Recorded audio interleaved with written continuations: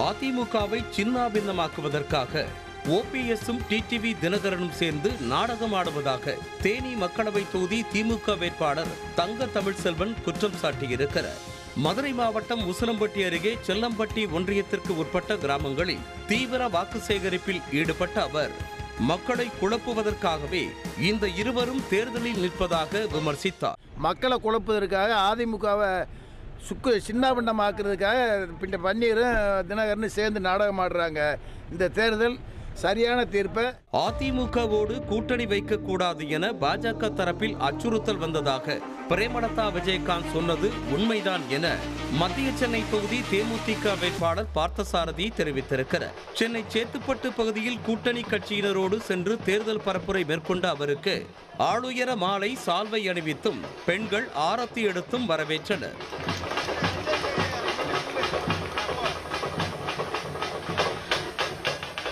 மத்தியில் காங்கிரஸ் ஆட்சி அமைந்தால் மக்களாட்சி மலரும் என கன்னியாகுமரி மக்களவை தொகுதி காங்கிரஸ் வேட்பாளர் விஜய் வசந்த் எம்பி தெரிவித்திருக்கிறார். வீரக்குடி பகுதியில் கூட்டணி கட்சி நிர்வாகிகளோடு சென்று வாக்கு சேகரித்த அவர் காங்கிரசின் தேர்தல் வாக்குறுதிகளை எடுத்து சொல்லி கை சின்னத்திற்கு வாக்கு கேட்டார்.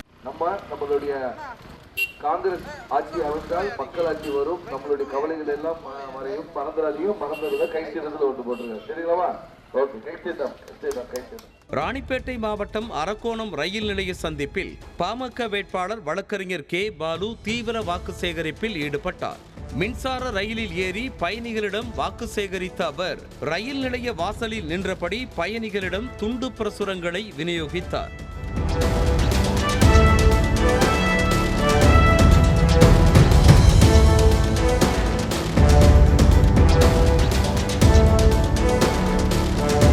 ராணிப்பேட்டை மாவட்டம் திமிரி அருகே அரக்கோணம் மக்களவை தொகுதி நாம் தமிழர் கட்சி வேட்பாளர் அப்சியா நஸ்ரினுக்கு பெண்கள் ஆரத்தி எடுத்து உற்சாக வரவேற்பு அளித்தனர்.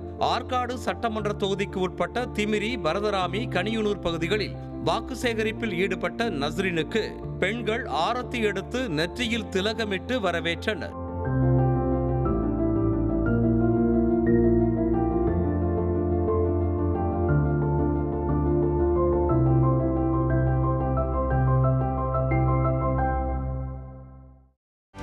செய்திகளை உடனுக்குடனும் துல்லியமாகவும் தெரிந்து கொள்ள சப்ஸ்கிரைப் பண்ணுங்க.